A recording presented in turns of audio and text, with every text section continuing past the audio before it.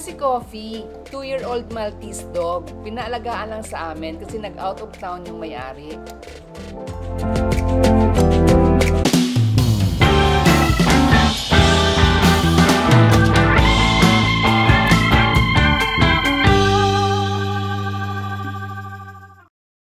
Ito ang aking mga aso, bali 7 yan sila lahat. Mababait naman ang mga yan. Magiging 8 kasi aalagaan natin si Coffee.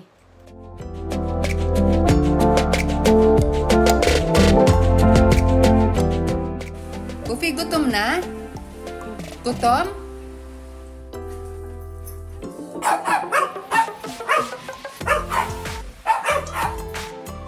Hindi mahirap mag-alaga ng Maltese. Mabait ito. Medyo makulit nga lang. Kinukulit niya yung mga aso ko. Nagagalit. Pero hindi naman siya kinakagat. Naaasar lang sa kanya.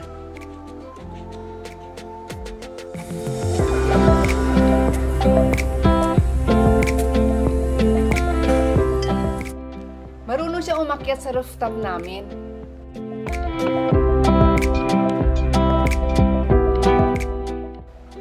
Dito kasi sa rooftop, ang pupuan at ihian ng mga aso ko. Kaya pati si Coffee, tinitrain ko rin dito na dito na rin siya magpupo at mag-ihi. Para hindi kumalat dun sa baba. Dito kasi madali lang magwalis. Walisin ko lang yan pagkatapos.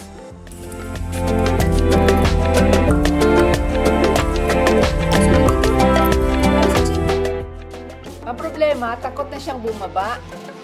Taas naman talaga kasi ng hagdan. Tayo, halika na. Halika na, buhat na lang.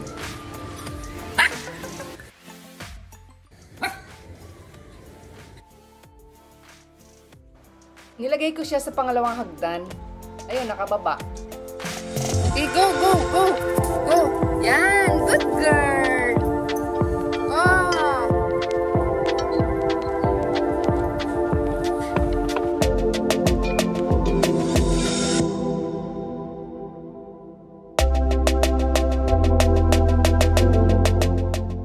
Curious pa siya rito sa bahay. Lahat na lang inaamoy. Sa kondo kasi yan nakatira. Nanibago siguro dito sa bahay.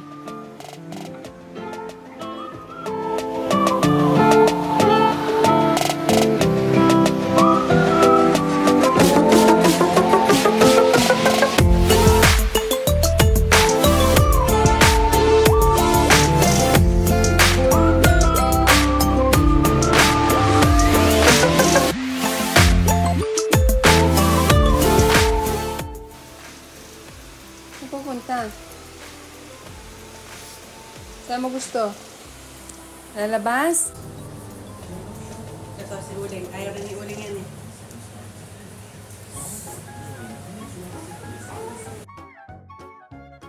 Baba, baba, baba. Baba, baba, baba.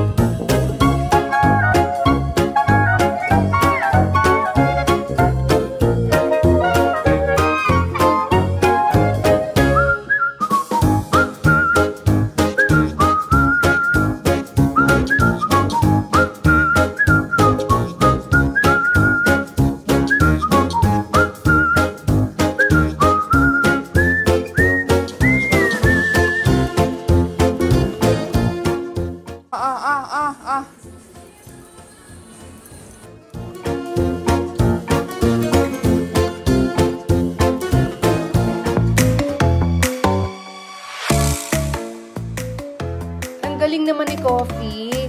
Mas gagaling pa ito pag tinuruan.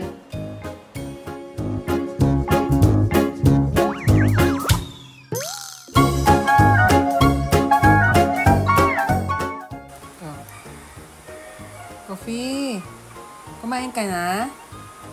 Coffee, kumain ka na, Coffee? Coffee, kumain ka?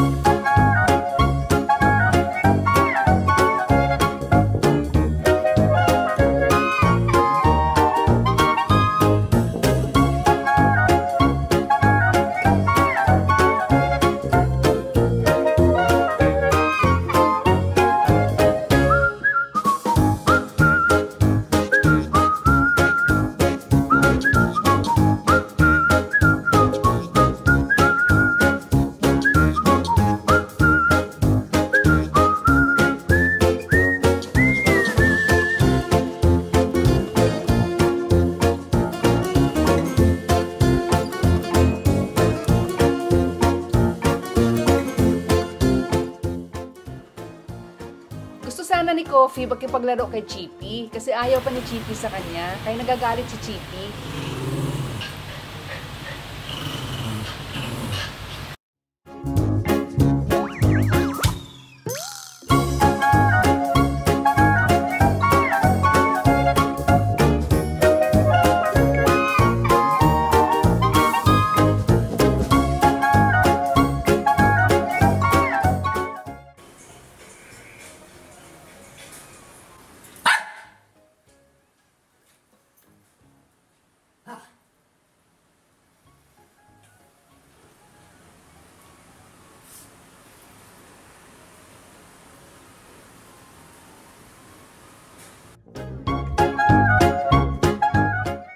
Sinusundan-sundan talaga niya si Chippy eh. Gusto talaga niya makapaglaro sana. Ayaw tong si Chippy eh.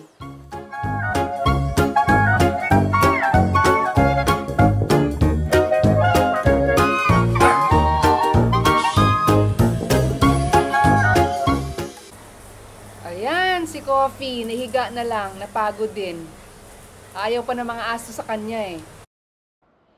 Eto nagtataka ata si Coffee bakit may usok. Usok yan mula sa humidifier.